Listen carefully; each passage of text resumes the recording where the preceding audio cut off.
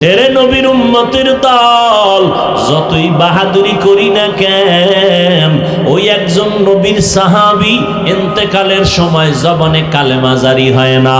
কারণটা কি? খোঁজ খবর নিয়ে দেখলো মা তার উপরে বেজার। মা বেজার, এই জন্য কালেমা মুখে আসে না। সর্বশেষ মা মাফ করে দেওয়ার সাথে সাথে কালেমা জারি হয়ে গেল। এজন্যই নবী বলেন, দুইটা অপরাধ আছে দুনিয়াতে করলেই আযাব শুরু হবে মরার আগেই। এক অপরাধের নাম জুলুম, আর একটা অপরাধের নাম হলো মা বাবার সাথে বেয়াদবি। কারণ ওই মা বাবার দোয়া আর চোখের পানি আর মেহনতে আজ আমি চেয়ারে বসলাম। ওই মা বাবার চোখের পানি আর দোয়ার কারণে তুমি পরীক্ষায় ভালো নাম্বার পেয়েছো। ওই মা বাবার চোখের পানি আর দোয়ার কারণে তুমি আজ টাকার মালিক, বাড়ি গাড়ির মালিক। ওই মা বাবার চোখের পানি আর দোয়ার কারণে তাকায় দেখো তোমার এত সম্মান। ওই মা বাবার চোখের পানি আর দোয়ার কারণে আজকে এত মর্যাদা আল্লাহ দান করেছেন। এই কারণে আল্লাহ পাক নারীর মর্যাদা বাড়ায় দিলেন, রহমতের নবীও বাড়ায় দিলেন। ও যুবক, আজকে তাকায় দেখো থানায় আসামি ধইরা পুলিশে নিয়ে বেত্রাঘাত করে, চোখে পানি নাই, চিৎকারের আওয়াজ কিন্তু কান্না নাই। আর আল্লাহওয়ালারা বয়ান করে 200 হাত দূরে বসে একটা যুবক চিৎকার দিয়া কান্না করে, বলো ওরে মারলো কে? ওরে কে মারলো? পুলিশে পিটায়, আসামি কাঁদে না। আর কোরআনের বাগানে বসিয়া কিছু মানুষ এমন ভাবে কান্না করে কি যেন হারায় ফেলছে। এরে নবীর উম্মতের দল, একটু চিন্তা করো, দুনিয়ার রং তামাশায় তো কম সময় দিলে না, আল্লাহর জন্য একটু সময় বের করো। নিজের কল্যাণে আখিরাতের সম্বলের জন্য সময় বের করে নাও। ওই অন্ধকার কবরের 3টা প্রশ্নের জবাব ঠিক করো রে বাবা। আমি হুজুর হইয়া জবাব দিতে পারবো তার কোনো গ্যারান্টি নেই। কারণ এই দুনিয়াতে যদি আমার মোহাব্বত আল্লাহর সাথে গভীর না হয়, যত বড় বক্তা দাবি করি, কবরে যাওয়ার সময় কালেমা জবানে আসবে কিনা বড় ভয়। এরে নবীর উম্মতের দল, আল্লাহর কাছে বিনয়ের সাথে তওবা করো। এই দুনিয়ায় চিরদিন থাকা যাবে না। দুনিয়ার রং তামাশা তোমরা দৌড়াও, আমরাও তো পারতাম দৌড়াইতে। আজকে যদি দাড়িটা কেটে ফেলতাম কেউ আমারে বাধা দিত না। অথচ যুবক, তুমিও মুসলমান, তোমার আমার আল্লাহ এক, নবী এক, কোরআন এক, কাবা এক, ধর্ম এক। তোমার টুপি মাথায় দিতে লজ্জা লাগে, আর আমি টুপি মাথায় না দিলে লজ্জা লাগে। তোমার দাড়ি রাখতে লজ্জা লাগে, আর আমি দাড়ি কাটতে লজ্জা লাগে। তুমি কত ভিআইপি মুসলমান। আমি মসজিদে না ঢুকলে লজ্জা পাই, তুমি মসজিদে ঢুকতে গিয়া লজ্জা পাও। আসলে আমার আল্লাহর ভয় নাই, আমার মাওলার আযাবের ভয় বড় কঠিন। আম্মা জান আয়েশা রাদিয়াল্লাহু তাআলা আনহা, তিনি একদিন তাকাইয়া দেখেন পৃথিবীর শ্রেষ্ঠ নবী, রহমতের নবী হুজরায় বসে গুনগুন গুনগুন করে কান্না করেন। আম্মা জান আয়েশা রাদিয়াল্লাহু আনহা বললেন, ও পয়গম্বর, আমি আয়েশা কোনো বেয়াদবি করে ফেললাম নাকি? আপনি কেন আমার হুজরায় বসে কান্না করেন? আমার মায়ার নবী বলেন, ও আয়েশা, তুমি কি বেয়াদবি করবা যে আমি কান্না করব? আম্মা জান বলেন, ও পয়গম্বর, আমার বয়স অনেক ছোট, আমি অনেক অল্প বয়সী মেয়ে, আমার অজান্তে ভুল হয়েই যাইতে পারে। কারণ আপনার সাথে আমার 6 বছরে বিবাহের বন্ধন হলো।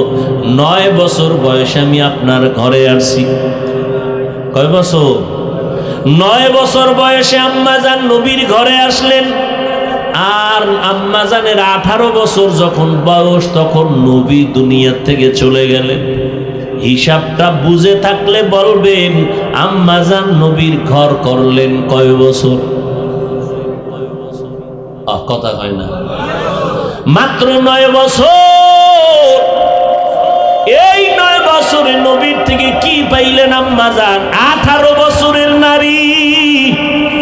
আর আমগো এলাকার মা, আমগো এলাকার বোনেরা 18 বছরে তো বিয়েই হয় না। আর আম্মা জান আয়েশা রাদিয়াল্লাহু আনহার 18 বছর বয়সে নবী চলে গেলেন, নবীর ঘর করলেন 9 বছর। এই 9 বছরে নবীর সোহবতে কি পাইলেন আমার আম্মা জান? আমার আম্মা জান বলেন, আমি 2000-এর উপরে হাদিসের হাফেজা হয়ে গেছি।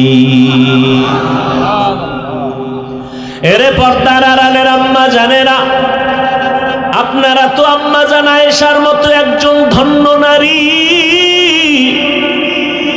আপনারা তো খাদিজা রাদিয়াল্লাহু আনহার মতো দামি নারী, ফাতেমা রাদিয়াল্লাহু তাআলা আনহার মতো দামি নারী, আপনারা তো ইসমাইল নবীর মা হাজেরা আলাইহা সালামের মতো দামি নারী, ঈসা নবীর মা মারিয়াম আলাইহা সালামের মতো দামি নারী, আপনারা তো বেঈমান ফেরাউনের স্ত্রী, নাম কি? আসিয়ার মতো দামি নারী। যেই ফেরাউন আমার আল্লাহর সাথে চ্যালেঞ্জ দিয়া নিজের খোদা দাবি করলো, আমার মাওলার কুদরত ওই ফেরাউনের ঘরে তার আপন স্ত্রী আসিয়া জান্নাতি হইয়া কবরে গেল। মদিনার নবী বলেন, ও উম্মতেরা, জান্নাতের মধ্যে আমি মুহাম্মদের সাথে আসিয়ার সাথে বিয়া হয়ে যাবে। ও পর্দার আড়ালের আম্মা জানেরা, আপনাদের এত সম্মান আল্লাহ দান করেছেন, আপনারা নবীদের মায়ের মতো মা, সাহাবায়ে কেরামদের মায়ের মতো মা, আলেমদের মায়ের মতো মা। এই দুনিয়ায় যত সন্তান আছে ভালো সব আপনাদের অবদান। আখেরাতের লাইনে হোক, দুনিয়ার লাইনে হোক, মায়ের অবদানের কারণে।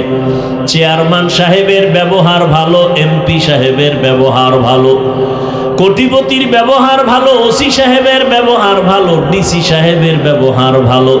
আল্লাহর কসম, এগুলো তাদের ব্যক্তিগত বাহাদুরি না, সব মায়ের অবদান। মায়ের অবদানের কারণে সন্তানের আচার আচরণ আদর্শ ভালো।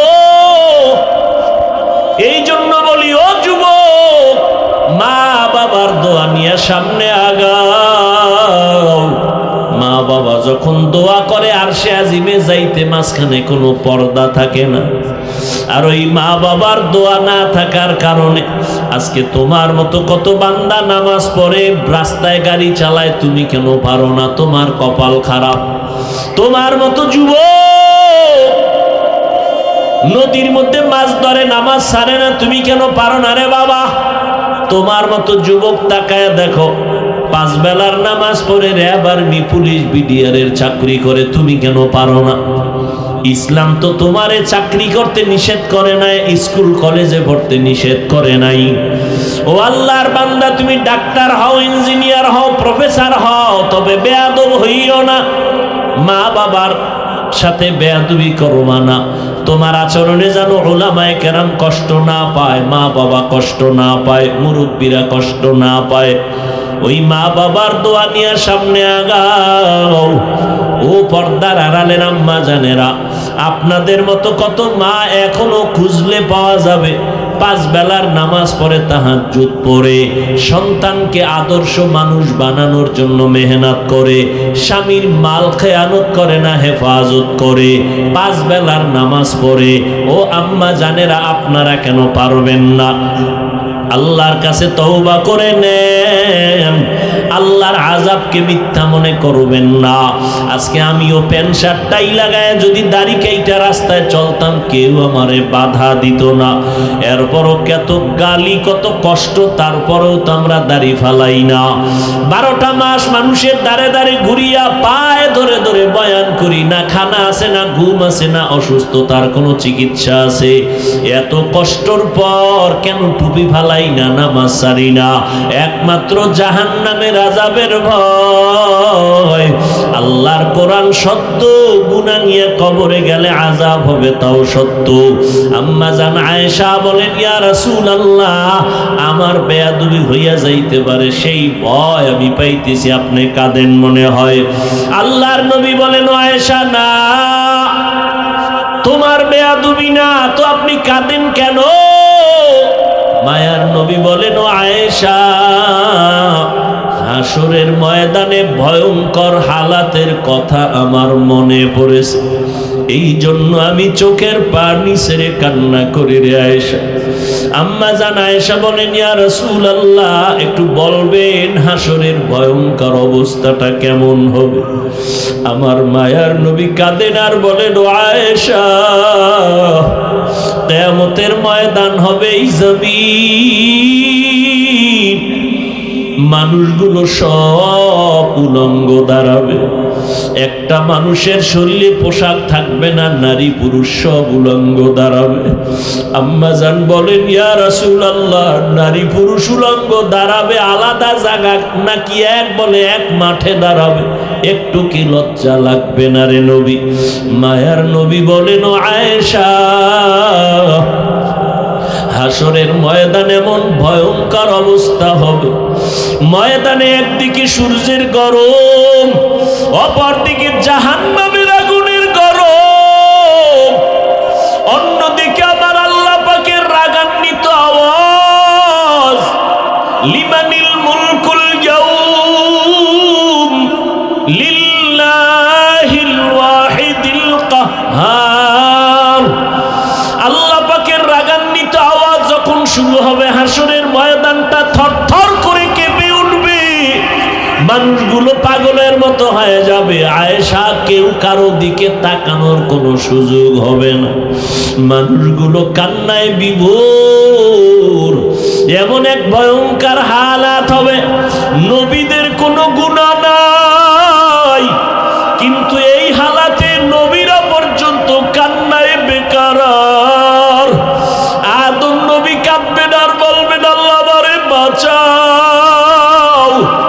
জাহান্নামের গরম সহ্য করা যায় না, সূর্যের গরম, জমিনটা তামা হয়ে যাবে, সহ্য করা যাবে না। ঈসা নবী কাঁদবেন, আল্লাহ আমার উপায় কি হবে? মুসা নবী কাঁদবেন, আল্লাহ আমার উপায় কি হবে? উম্মতের কথা ভুলিয়া যাবেন তারা সবাই। উম্মতেরা আদম নবীর কাছে দৌড়ায় যাবে সুপারিশের জন্য, সুপারিশ পাবে না। ঈসা নবীর কাছে যাবে, সুপারিশের জন্য করবে না। মুসা নবীর কাছে যাবে, উম্মতেরা সুপারিশের জন্য করবে না, বলবে যাও, হাসরের ময়দানে আমার কি উপায় হবে? আমি সেই চিন্তায় বিভোর। আম্মা জান আয়েশাও চোখের পানি ছেড়ে কান্না করেন আর বলেন, ইয়া রাসূলুল্লাহ, তখন উম্মতের উপায় কি হবে? আল্লাহর নবী বলেন, আয়েশা, ওই সময় উম্মতেরা একটা জায়গায় গিয়া আমারে তালাশ করবে, আমাকে খুঁজতে খুঁজতে গিয়া দেখবে আমি মাকামে মাহমুদের মধ্যে সিজদায় পড়ে আছি, আমি আমার মাওলার কুদরতির সামনে সিজদায় পড়ে কান্না করব। ঈসা নবী কাঁদবেন তার নিজের জন্য, মুসা নবী কাঁদবেন তার নিজেকে বাঁচাবার জন্য, ইব্রাহিম নবী কাঁদবেন তার নিজেরে বাঁচানোর জন্য। উম্মতেরা আমার কাছে হাজির হয়ে যাবে, আমি সিজদায় পড়ে কান্না করব, তবে একবারও বলবো না ও আল্লাহ আমারে বাঁচাও। আমি কান্না করে বলবো, আল্লাহ আমার উম্মতেরে বাঁচাও, আমার একটা উম্মত যেন জাহান্নামে না যায়। আমি আমার উম্মতের জন্য তো পাগল। ও নবীর আশিক উম্মতের দল, ওই নবীরে এখনো চিনো না। আমার নবীর জন্য জঙ্গলের হরিণী পাগল, আমার মায়ার নবীরে হরিণী চিনলো, বাতাস চিনলো, সূর্য চিনলো, চাঁদ চিনলো, জঙ্গলের প্রাণীরা চিনলো, আর তুমি উম্মত হইয়া নবীরে চিনলা না। আজকে এত বয়ান, তাবলীগওয়ালাদের বয়ান, পীর সাহেবদের বয়ান, বক্তাদের বয়ান, জুমার দিন খতিব সাহেবদের বয়ান, এত বয়ান শোনার পরও কেন বাবা দাড়িটা কামাইয়া নবীরে কষ্ট দাও? ও আল্লাহর বান্দার, আমরা দাড়ি রাখার কারণে তো সম্মান কমে নাই, টুপির কারণে তো অঙ্গ ইজ্জত নষ্ট হয় নাই। আমরা নবীর মুহাব্বতে আল্লাহর জন্য নামাজ পড়ি, পর্দা করি, হালাল খাই, কই আমরা তো না খাইয়া মরি নাই। সম্মান কমে নাই রে বাবা। তুমি কোন ধান্দায় পড়ে আজকে দাড়ি কাটো, নামাজ পড়ো না? মাওলার কি ভয় নাই? হাসরের ময়দানের ভয় আমার নবী কাঁদেন, আম্মা জান আয়েশা রাদিয়াল্লাহু আনহাও কান্না করেন। আম্মা জানকে নবী বলেন, ও আয়েশা, আমি তখন কান্না করব, আল্লাহ আমার উম্মতের বাঁচাও। আমার কান্না দেখে আল্লাহ বলবে, নবী আপনি কাঁদবেন না, আমি সহ্য করতে পারি না, মাথা উঠাইয়া দেন। আর আপনাকে আমি সান্ত্বনা দিতেছি রে নবী, আপনার উম্মতগুলো আপনি বাছাই করে করে জান্নাতের ময়দানের দিকে নিয়ে যান। আম্মা জান বলেন, নবী তখন আপনি কি করবেন? নবী বলেন, তখন আমি খুশিতে আমার উম্মতগুলো ধরে ধরে আমি জান্নাতের দিকে নেওয়ার চেষ্টা করব। আম্মা জান বলেন, ও নবী, হাজার কোটি কোটি কোটি কোটি মানুষের মধ্যে আপনার উম্মত কেমনে চিনবেন? আমার মায়ার নবী বলেন, ও আয়েশা, আমার খাঁটি উম্মত যারা দুনিয়াতে 5 ওয়াক্ত নামাজ পড়তো ওযু বানাইয়া, হাসরের কঠিন সময় আমার উম্মতের ওযুর অঙ্গগুলো নূরের আলোতে ঝলমল করতে থাকবে। আর আমি দেখে দেখে আমার উম্মতগুলো ধরে ধরে জান্নাতের দিকে নিয়ে যাব। আমি নিজের হাতে হাউজে কাউসারের পানিগুলো পান করাইতে থাকবো, লাইনে দাঁড় করাইয়া। আমার উম্মতের আমার হাতে এক পেয়ালা পানি পান করবে হাউজে কাউসারের, আর জীবনে পিপাসা লাগবে না। হাউজে কাউসারের পানি পান করার লাইনে আমার উম্মতেরা দাঁড়ায়া পানি পান করবে সিরিয়ালে। এক পর্যায়ে দেখা যাবে একদল উম্মতেরা পানি পান করে গেল, আর একদল এখনো বাকি, কিন্তু পর্দা সামনে আটকায় দিল ফেরেশতারা। আমি বলবো, ফেরেশতা আমার উম্মতেরা লাইনে দাঁড়ানো, পর্দা ফালাই না কেন বলো? ফেরেশতারা বলবেন, নবী আপনি জানেননি এই উম্মতগুলো যারা এখন পর্দার বাহিরে আছে, আর আপনি দুনিয়ার থেকে যাওয়ার পরে আপনার সুন্নাত মানে নাই, বিরোধিতা করত, নামাজ পড়তো না, উলামায়ে কেরাম পাও ধরে ধরে নামাজের বয়ান করত, নামাজ পড়তো না, আলেমের বিরোধিতা, কোরআনের বিরোধিতা, আল্লাহর মহাব্বতের বিরোধিতা, নবীর সুন্নতের বিরোধিতা করত। নবী বলেন, আয়েশা তখন আমি রাগ অন্তরে আসবে, আমি বলবো, সোহকান সোহকান লিমান গায়্যারা মিন বাদি, তোমরা আমার থেকে ভেগে যাও, তোমরা আমার উম্মত না, আমি তোমাদের নবী না।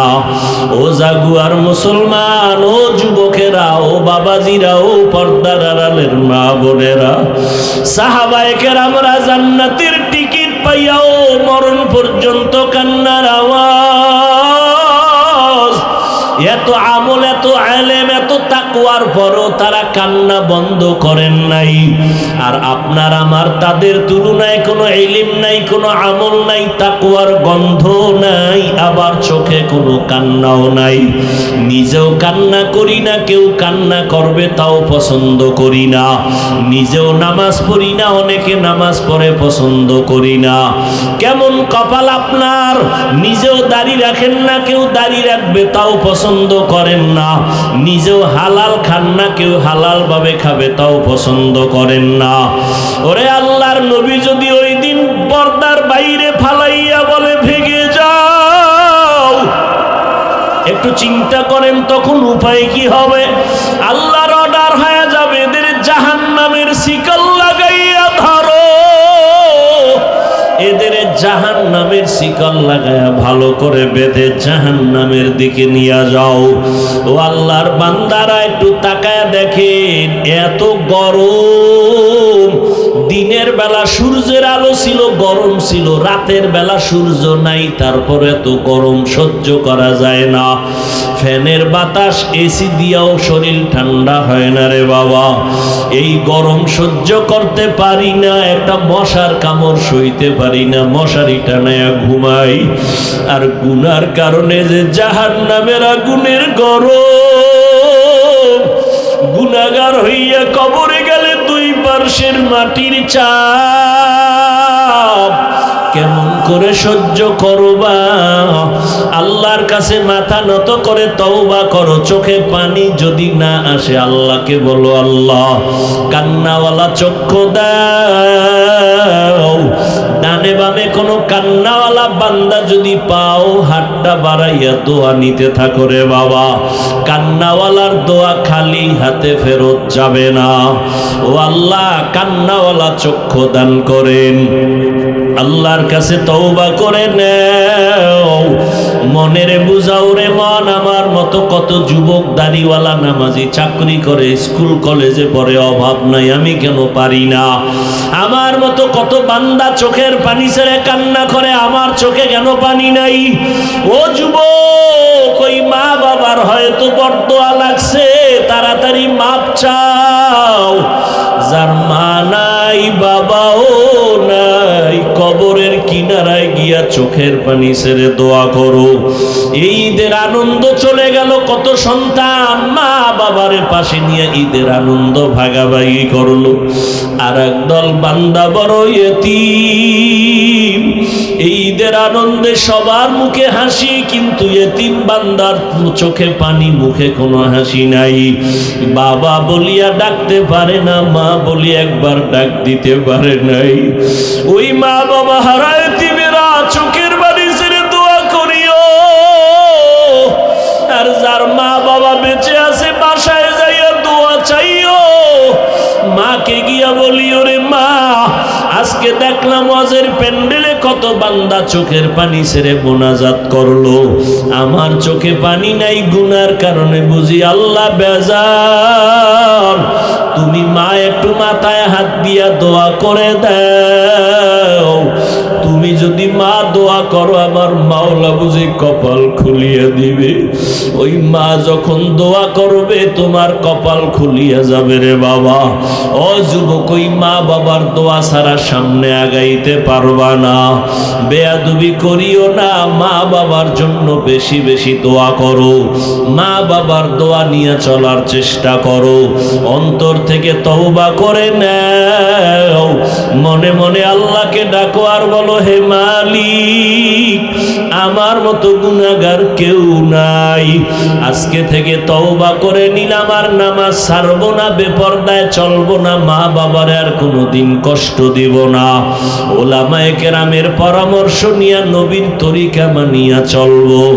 তওবা করার মতো যদি নিয়ত হয়, মুনাফিকি না থাকে, দুটো হাত আমার আল্লাহকে দেখাইয়া দাও।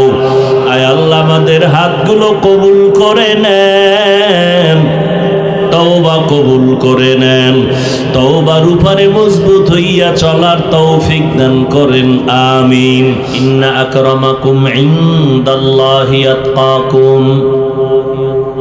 আল্লাহ বলেন, আমার কাছে সম্মান মর্যাদা ওই ব্যক্তির বেশি যার মধ্যে থাকবে তাকওয়া, আল্লাহর ভয়।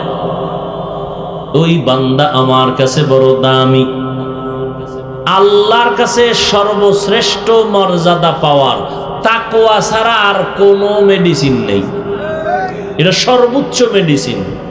এজন্য আল্লাহ পাক কোরআনের শুরুতে তাকওয়ার বয়ান করেছেন, কোরআনের শেষ তাকওয়া, ফাঁকে ফাঁকে তাকওয়া। আলিফ লাম মিম যালিকাল কিতাবু লা রাইবা ফীহি হুদাল লিল মুত্তাকিন। আল্লাহ কয়, আমি কোরআন নাজিল করলাম মুত্তাকিনদের হেদায়েতের জন্য। কোরআন নাজিলের শেষেও তাকওয়া। ওয়াত্তাকু ইয়াওমান তুরজাউনা ফীহি ইলাল্লাহ সুম্মা তুওয়াফফা কুল্লু নাফসিন বিমা কাসাবাত ওয়া হুম লা ইউজলামুন। কোরআন নাজিলের শেষেও তাকওয়া। নবীজির কোনো গুনাহ কি আপনাদের ধারণা কি? সমস্ত নবীরা মাসুম, মানে কোনো গুনাহ নিষ্পাপ। সমস্ত আম্বিয়ায়ে কেরাম মাসুম, সমস্ত সাহাবায়ে কেরাম মাহফুজ। এক কথায় জবাব, সমস্ত নবীরা বেগুনা জান্নাতি, সমস্ত সাহাবায়ে কেরাম জান্নাতি। কোনো সন্দেহ? কোন সাহাবী জাহান্নামী জানা থাকলে বলেন তো একজনে, যে নবীর সাহাবী কিন্তু জাহান্নামী। পারবেন কোনো কথা বলতে? একজন সাহাবীও জাহান্নামী না, রসুলের সমস্ত সাহাবা একরাম জান্নাতি।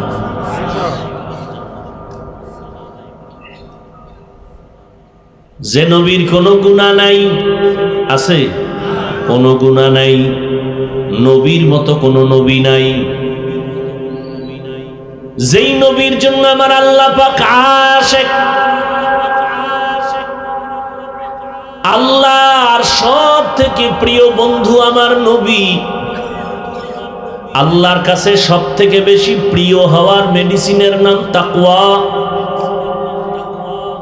আল্লাহ পাক রহমতের নবীকে বলতেছেন, ও নবী আপনিও তাকওয়া অর্জন করেন, আমি আল্লাহকে ভয় করেন। ইয়া আইয়ুহান নাবিয়্যুত্তাকিল্লাহ ওয়া লা তুতি'ল কাফিরিনা ওয়াল মুনাফিকিন।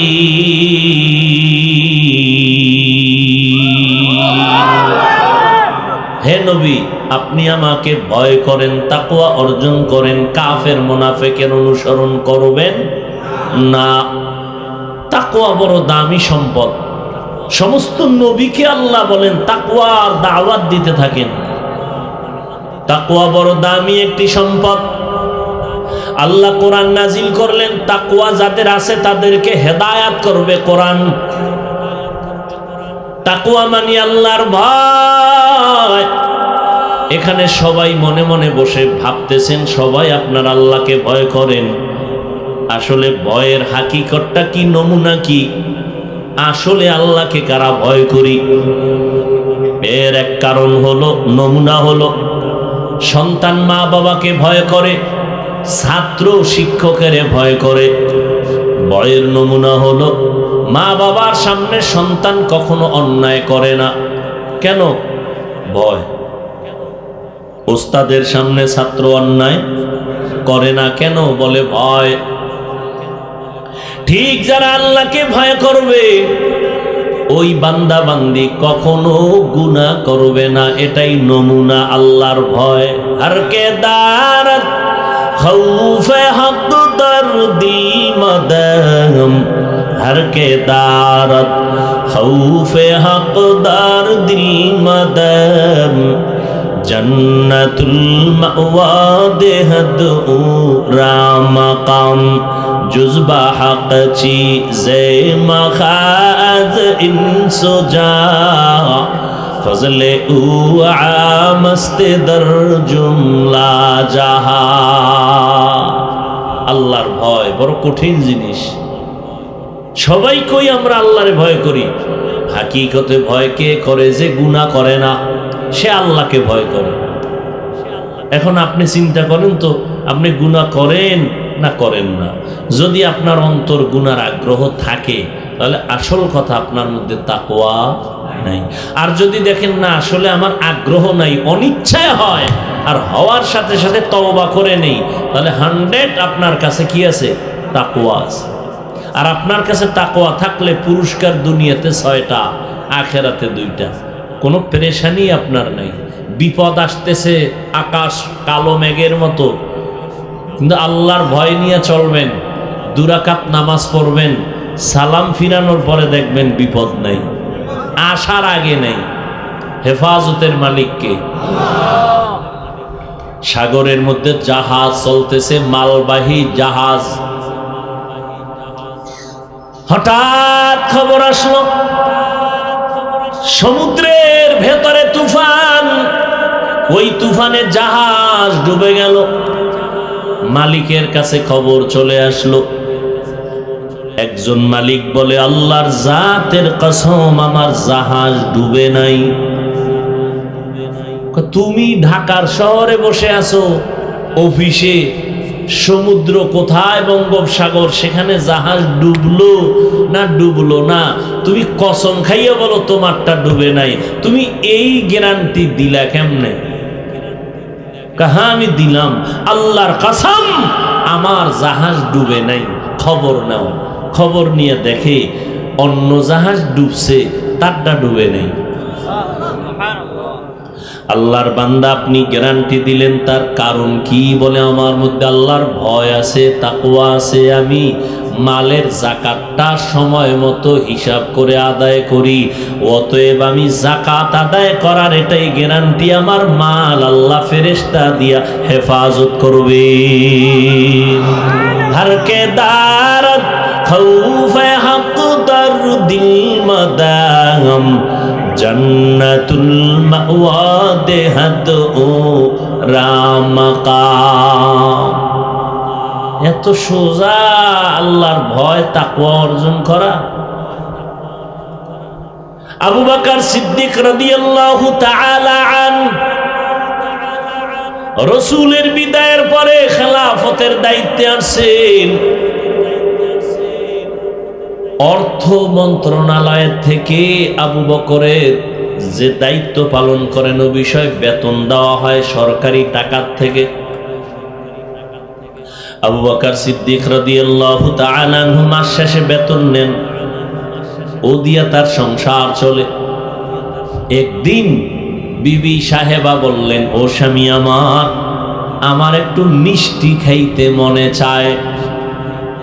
আবু বকর সিদ্দিক রাদিয়াল্লাহু তাআলা আনহু বললেন, মিষ্টি খাওয়াবো এই পরিমাণ টাকা আমার কাছে নাই।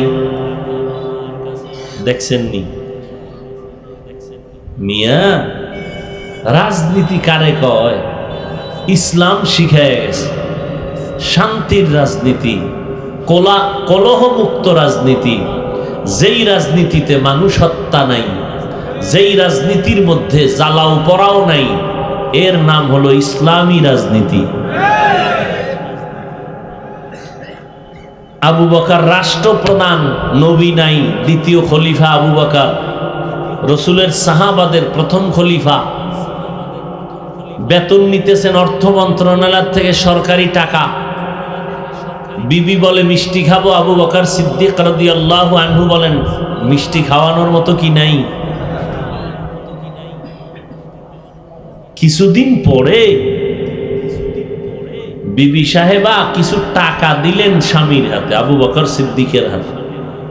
ও স্বামী আমার, এই কিছু টাকা দিলাম, এ দিয়ে আমাকে মিষ্টি কিনে দেন।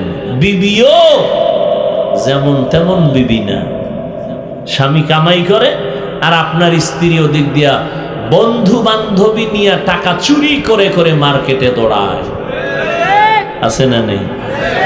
আল্লাহর কসম, কোটি কোটি টাকাও যদি কোনো স্বামী কামাই করে আর স্ত্রী যদি আমানতের খেয়ানত করে, ওই সংসারে কোনোদিন কামাইয়ে বরকত হবে না।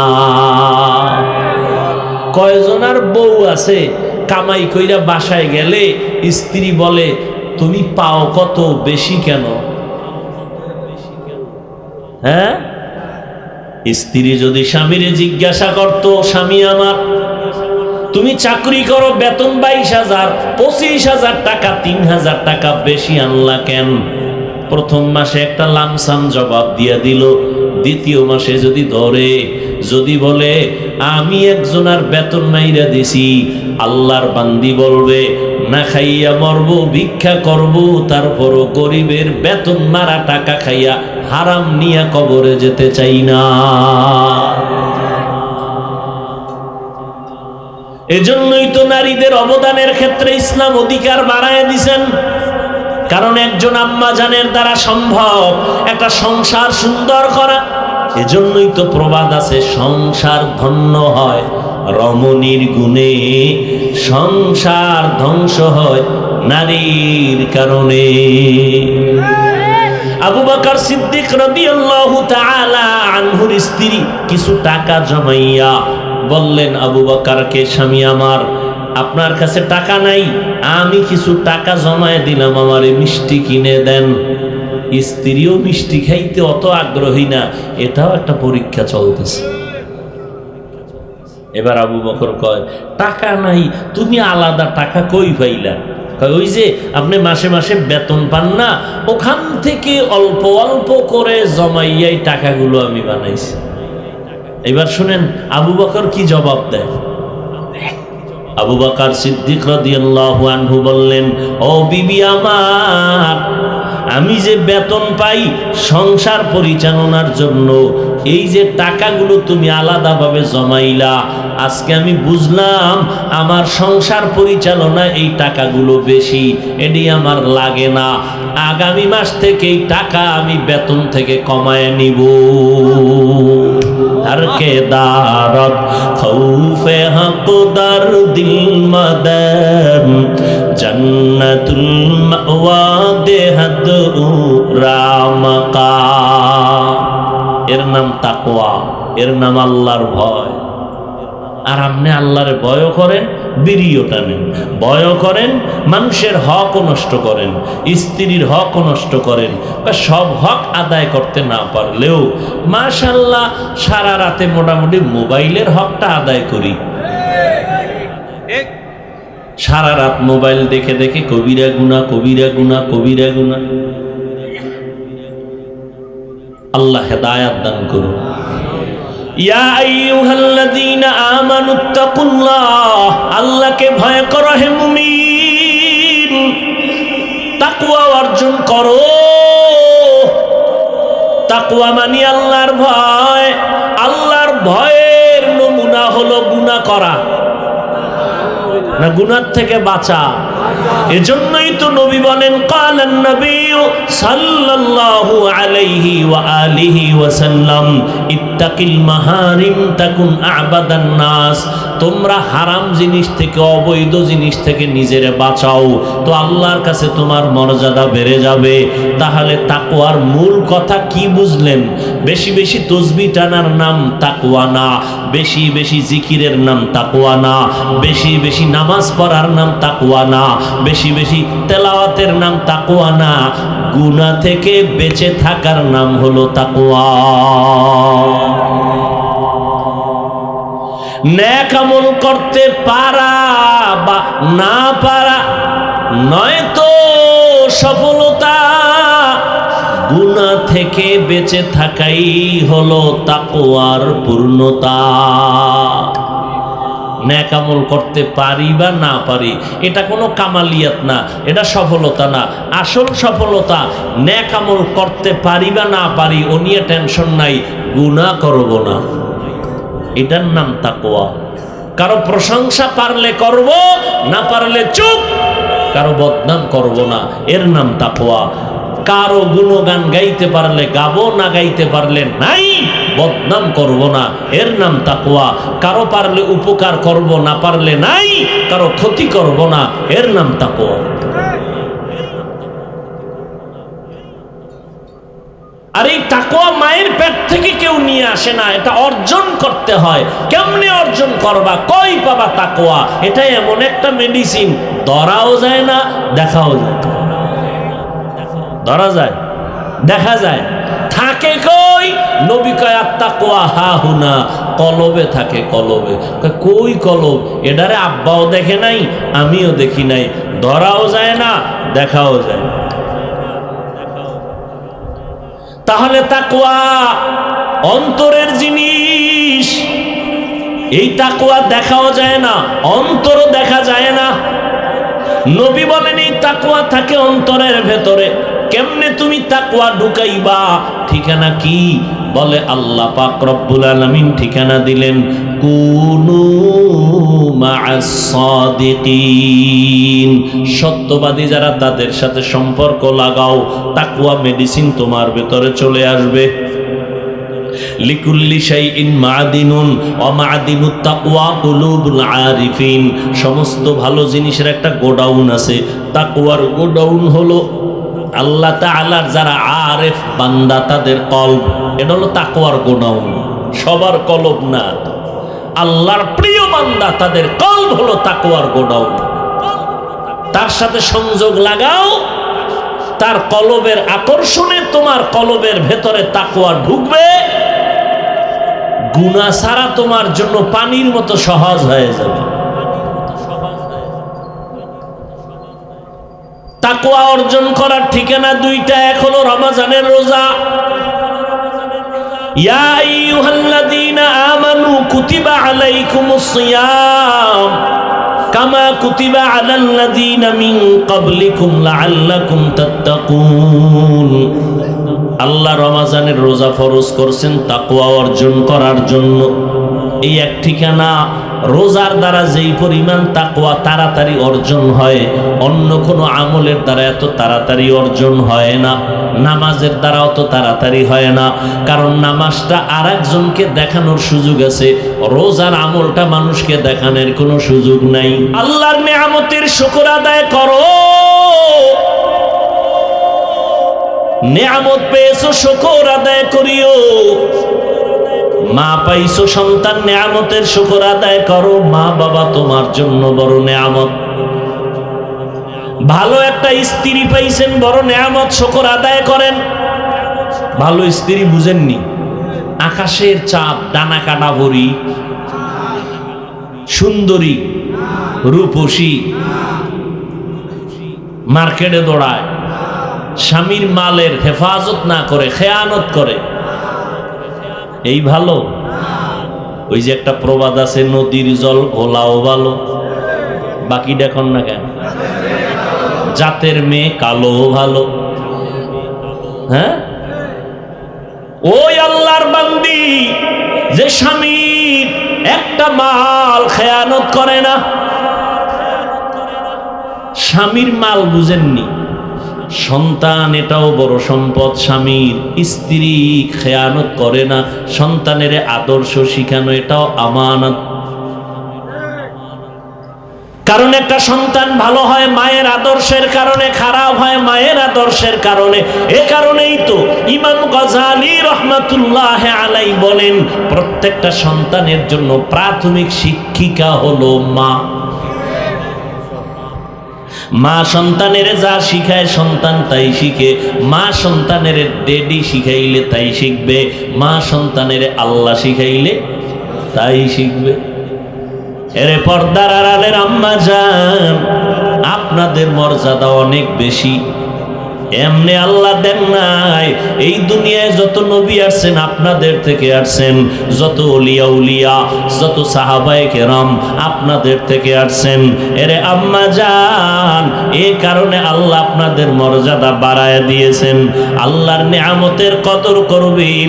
স্ত্রীর জন্য একজন নেককার স্বামী বড় নেয়ামত, মা বাবার জন্য নেককার সন্তান বড় নেয়ামত।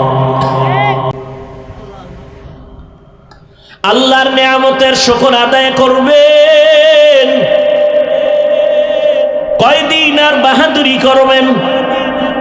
জীবনে চালাকি তো কম করেন নাই। আমার মাওলা কত চালাকের বাসের চাক্কার নিচে ফালায় দিছে, শেষ চালাকি সেখানে শেষ। আজকে বড় কঠিন। আজকে কে পীর কে মুরিদ কত সম্মান। যেদিন সাদা কাপুনে ডুববে, কে পীর কে মুরিদ কোনো ভেদাভেদ থাকবে? সব একাকার হয়ে যাবে। পীর সাহেবের কাফনের উপরে লেখা থাকবে পীর সাহেবের লাশ। হ্যাঁ, দুনিয়া মে হো দুনিয়া কা তলবগার না হো, বাজার সে গুজর হো, खरीदार ना हो। दुनिया में हो दुनिया का तलबगार ना हो, बाजार से गुजर हो, खरीदार ना हो। ये दुनिया एक मिसल कागज फूल है, ये दुनिया एक मिसल कागज फूल है। जिंदगी में बंदगी तू करना है, जिंदगी में बंदगी तू करना है। जिंदगी बे बंदगी शर्मिंदा है, जिंदगी बे बंदगी शर्मिंदा है। এরে আল্লাহর গোলাম ও যুবক,